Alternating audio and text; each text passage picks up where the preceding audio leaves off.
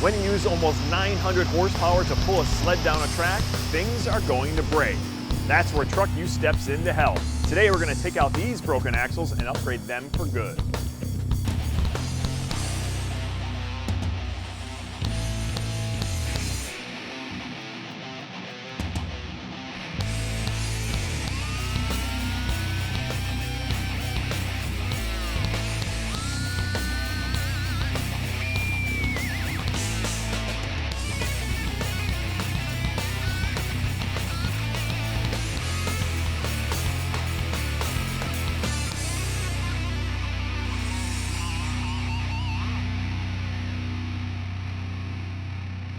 You know, Bruno, any vehicle with a keg sticking out of the front is cool with me. The only problem is this one's empty, at least for now. It won't be later on. Hey, welcome to Truck U. Today we have a purpose-built competition vehicle in the shop. This thing was built with one thing in mind, and it's not going out and getting groceries. No, this is a professional sled pull truck, and the whole idea is this thing is hooked to a sled, and you want to get that sled moving fast before that weight is transferred on it and buries the truck. The whole idea, you want to get farther than anybody else. You do that, you win the deal. Sounds pretty simple, right? Just pull that big thing further than anybody else, like you said. And how do you do that? You do that with this. Bam! A lot of horsepower. Yeah, you know, this thing puts out about 850 horsepower and 1,800 foot-pounds of torque, and the way it does that is through a Cummins 24-valve motor and a turbo that puts out a lot of power. Now, this truck runs the 8,000-pound 2.6 class, and that 2.6 is 2.6 inches, which is the size of the compressor wheel. I think that's interesting because, I mean, compressor wheels are your whole life, right? And usually, aren't they millimeters? You know, typically I hear them referred to as millimeters, but in this case it's 2.6 inches. Regardless, what they do is, and how they measure it and determine the class is they'll check that compressor wheel. So they'll have you pull off this intake. They'll use what they call a go-no-go gauge. They'll slip that inside the front of this compressor housing, and if it fits, it's legal. If it's too big, it doesn't. It's a quick, easy way to regulate everybody, make sure everyone's on the same page. Now, the sled has gears on that too, so as the sled goes forward and the axles turn on that, it kind of transfers that weight box up, and it gets heavier and heavier as you go. So the higher up on that sled it goes, the harder it is to pull. That sled wants to do one thing, and that's stop this truck. So let's say the truck weighs 8,000 pounds. I don't know which particular sled they're pulling, but they've got them out there weighing up to 65,000 pounds. That's a lot of weight, a lot of horsepower. What could possibly go wrong besides everything? Yeah, these trucks can come to a screeching halt really quick, and usually the downside of that is you start snapping parts and pieces, and a lot of that goes to the axles. So we need to get this truck up in the air, fix the axles. We're also going to change the gears on this thing, try and give him a bit of a mechanical advantage. Yeah, we're going to do a little bit of upgrading because this is no different than any other competition that dudes are in, right? Everybody else is changing their stuff and upgrading theirs, so you better change yours if you want to stay in the hunt. So, well, before we get this thing up on the lift, we need to get some of this weight off the front. These are like 103 pounds apiece. Right? 103? Oh, jeez. And we both had a hernia procedure. Yeah, and I got a torn bicep, just so you're aware. We getting old? We've been old. There's something happening. I don't know. So we got this big behemoth up in the air, and we found every floor jack we could find just in case, you know what I'm saying? And some the neighbors had. Right, you know, but so this thing's nice up and secure. What we have to do is get the axles out because this thing is under a tremendous load, especially when that sled starts moving and it starts compressing the back end of this thing. It's snapped one or two of the axles. We're not sure yet. We'll find out here in a little bit. But the idea is we got to get the axles out not only to replace them, but we also want to do an upgrade in terms of the differential gears. Now, another thing that he was dealing with is the fact that the rules changed lately and said you could run a 35-inch tire. So that's what everybody else is doing. He's still on the 33s. He wants to go to a 35 to have a bigger contact patch on the ground for better traction. But like you said, if he's going to do that, he's going to have to swap out some gears. Yeah, so right now he's sitting on 410s, and he wants to go up to a 488, which will compensate for those tires and also give him a bit of a mechanical advantage. Now, let's talk about gear ratios for just a second, because a lot of people think, man, that sounds so complicated, and it's really not, but you hear a lot of numbers. So think about it like this: a 410 gear versus a 488. Okay, a 410 gear means that drive shaft spins 4.1 times and the wheel turns once. A 488 gear spins almost 5 times and the wheel spins once. So that's about a 25% gain. All right, so the engine, sure, it's got to spin a little faster, but it's a lot easier to get those wheels going. Think about it back in the days when you used to ride a bike. Pretend you're riding a 10-speed, pulling a weight behind you. It's a lot easier to take off in first gear than it is in 5th, 6th, or even higher. Right. Yep. So that's your 2-cent torque and gear ratio. Back here in the rear end, we've got a Dana 80. It's a full float axle, which for us means to pull the axle shafts out, you don't have to take off the wheels and tires. That's pretty nice.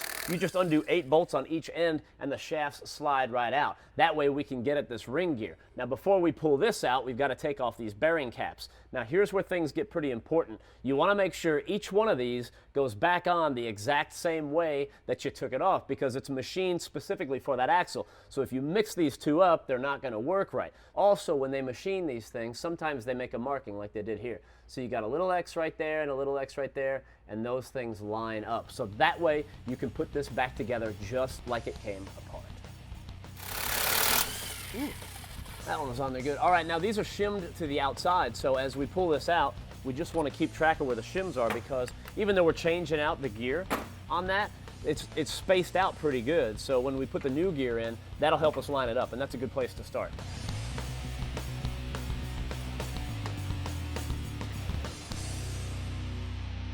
You good? Yep. All right. So the ring gear is out of the way. Now we need to get the pinion gear out. But before we can do that, we need to remove this drive shaft enclosure. What this does is it acts as a safety measure, because if the drive shaft goes, or these U-bolts, or that pinion gear, you want to try and contain things. I can tell you firsthand, I've been on the bad side of when a drive shaft is gone and things get ugly quick. You're talking 8,000 RPM. Stuff is moving fast and something lets go, it's going to find a home, and it's not going to be pretty, the end result. So this tries to contain the damage and keep things from tearing up the bottom of the truck or actually coming through it. I've seen that happen too, and it gets ugly quick.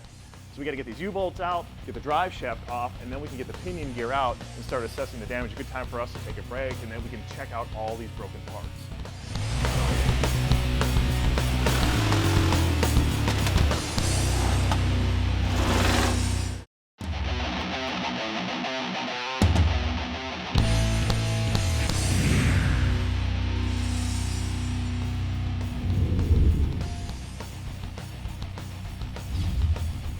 This 1979 dually was in rough shape when Kevin first saw this field find.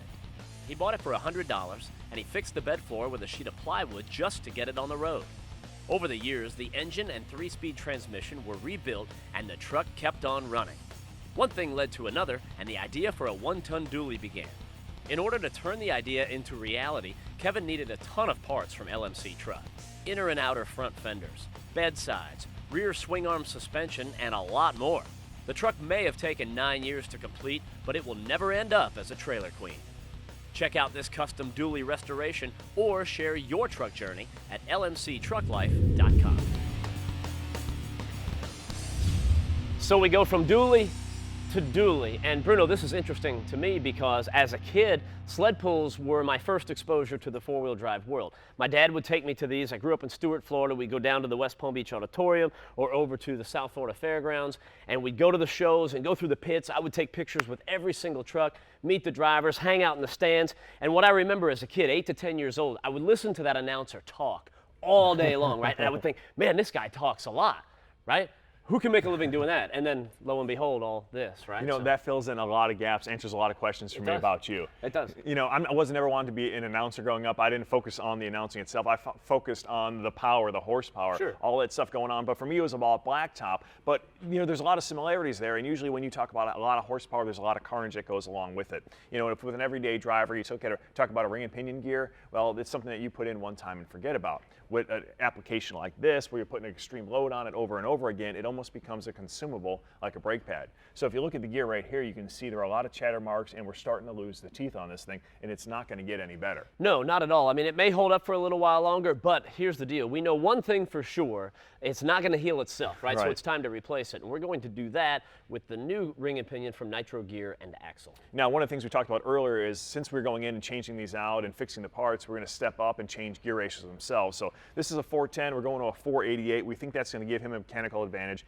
He's all for it, especially because he's putting on bigger tires, so this will sort of compensate for it. First things first, though, is we've got to get this ring gear off of this spool before we can go any further. Once we do that, setting up a whole differential is kind of an art form that takes a little bit of time and a lot of patience and a lot of practice to get it just right. Some reassembly required. Yeah, right.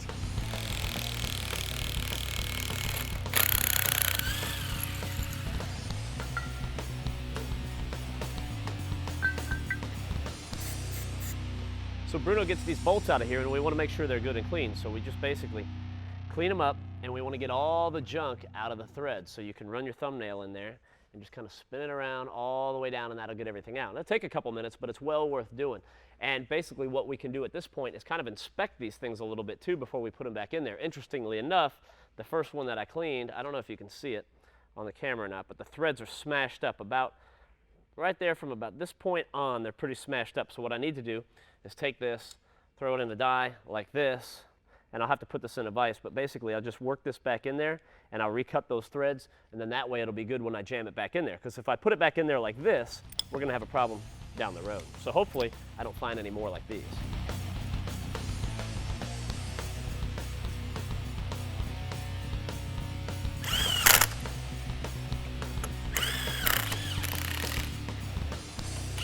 So while Matt's working on the spool and ring gear for the back, it's time to attack the front. Now, he warned us and told us that on this truck there was some redneck engineering that went through, some redneck science, and boom, you take the cover off and you can't help but notice it right here. Now, first thing, let's mention the good. Let's be positive. You've got a ring gear that looks brand new, which is good. We're going to change it anyways, but when you come and look over here at the spider gears, he has welded them all together, and the whole idea what he was trying to do is give himself a locking differential. You know, it's an open differential. He locked it up by all the welds, but it's really not the way to get it done. First things first, this is something that needs to be strong. It's heat treated. Anytime you weld something that's heat treated, you take the heat treat right out of it, so it becomes weak.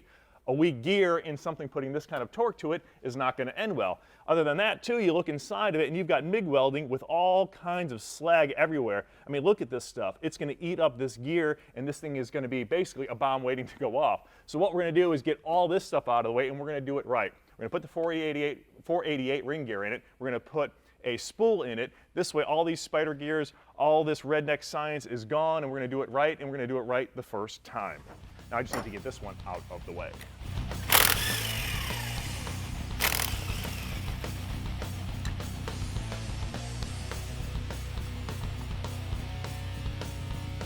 All right, now just like with the back, we've got these bearings and all these shims we want to keep together, so be careful and conscious of that as you take out the chunk.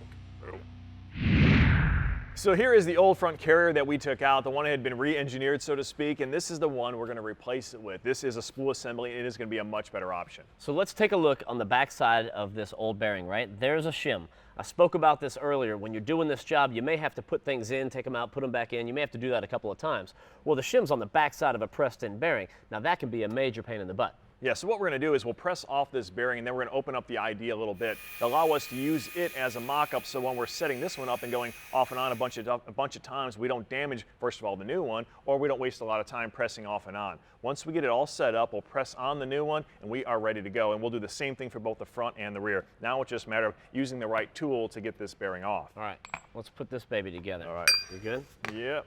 You know, it's nice having the right tools. It does come in handy. Makes life handy. a whole lot easier. Hold on, let's flip it. That's good. Especially when we know how to use it. All right, dude. Hey, I know you asked for the big gun, right? But I couldn't carry that one, so this is going to have to do. So this is going to have to do? All right, I'll see if I can make it Do I need work. to stand back? Might have to. Whoa. Oh, Got it. nice.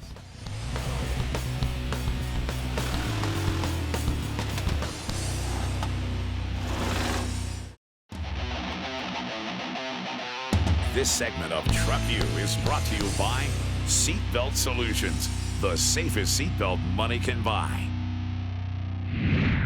Hey, welcome back. So we want to show you guys what we got going on in terms of axles on the front of this truck. Now, what you've got here is your long and short axle, normal deal, and this is actually something I was kind of surprised to see in a professional pulling truck because it's a two-piece long axle design, something you might regularly see in production, but wasn't expecting to see it right here, I'll be honest with you. It's interesting because, you know, ideally when you're going down the road and you're not using the front wheel drive and you've got an open carrier, the idea here is open carrier and you got a little brake in the axle here. So the wheels are just spinning freely, you know, very little resistance, less wear and tear on everything because nothing's spinning around in the axle tube, that's all good. And then when you shift into four-wheel drive, that engages not only the front drive shaft, but simultaneously this little coupler will go over here like that, and essentially that slides over and makes this one solid axle. The only problem is, in an application like this, that right there is a weak spot, and that's what we're trying to get rid of. You know, the weakest part of any shaft is its smallest dimension, so basically you've got a really small dimension right here, especially when you look at a solid shaft like this. So just by getting rid of that weak spot, it's going to be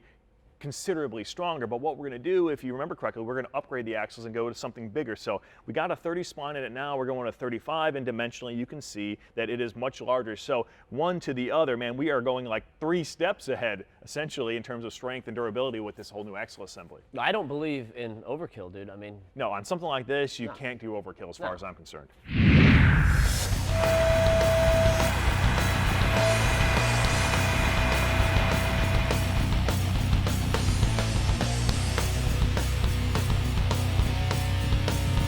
Here's how I look at this. This is a pretty complicated thing, and there are guys throughout the world that are very good at it. This is one of those things when you're working on a vehicle, if you don't know what you're doing, sometimes it's better to just get off the wallet and pay somebody that's good at it.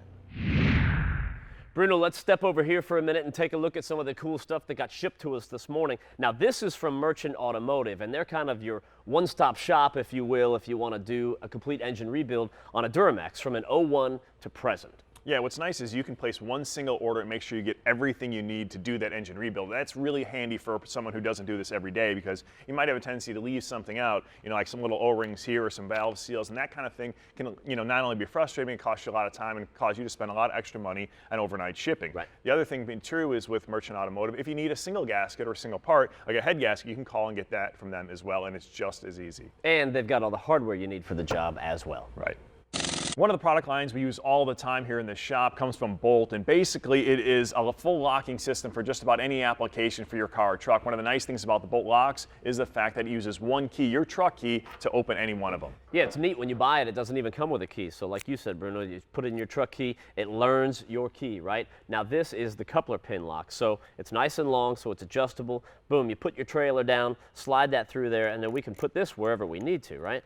Boom. Trailer's not going anywhere. No. And it's a full line. I mean, padlocks are great. We've got spare tire keys, toolbox keys, hitch pins, you name it, they've got it. Yeah, and they've got locks for just about any major manufacturer.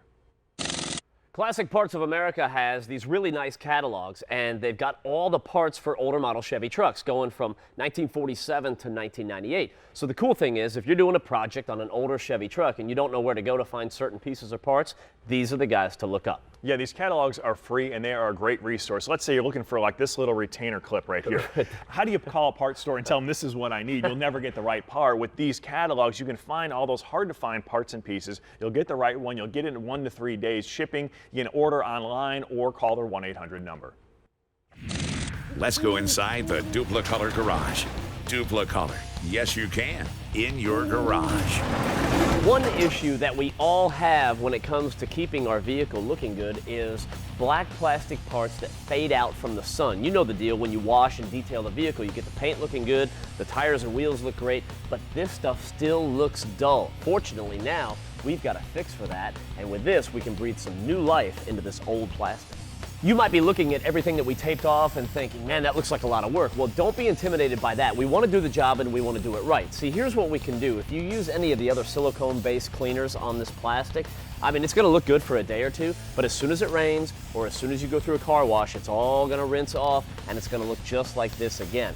Now, the Duplicolor plastic and vinyl restore coating is made with FadeX technology, which means it's going to last 5 times longer. So bring on the car washes. Bring on the rain. Another thing that we noticed when we got into this project was these wiper blades looked terrible. They had just been beaten up by the sun. So we hit those with some trim paint and those babies look like brand new. Again, this was easy to do and this plastic looks brand new. And with the FadeX technology, we're not going to have to worry about a rainstorm or a car wash rinsing it all off because it's going to last and it's going to stay looking good. For more information about the plastic and vinyl restore coating or any other Duplicolor product, be sure to check out their website.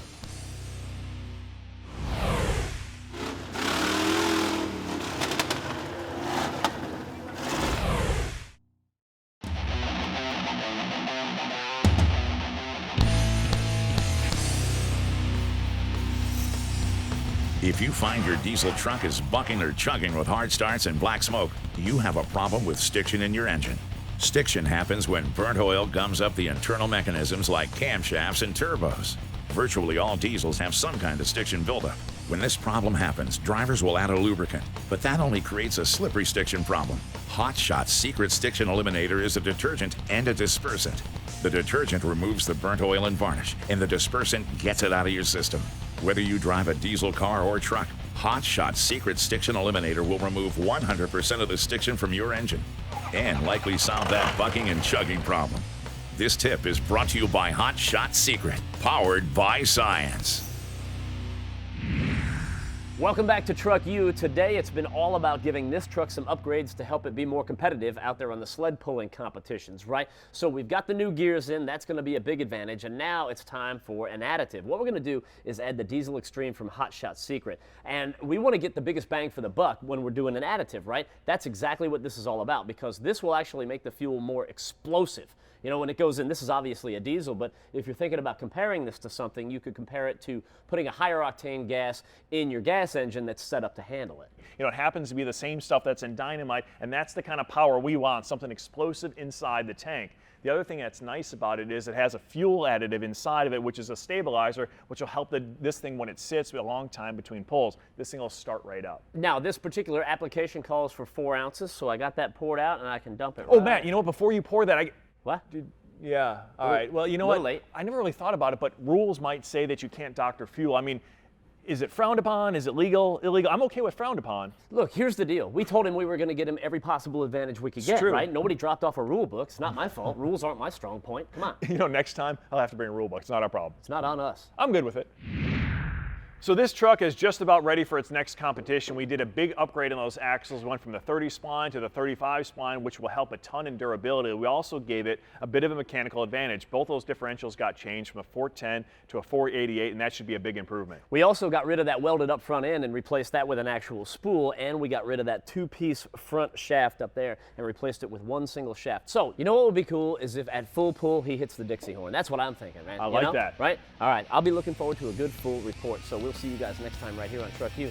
In the meantime, man, We got to get this thing going is what we need to do now. Oh, good call. I forgot about that. How did I forget about that? That's kind of my thing. Turbos are yours, pegs are mine.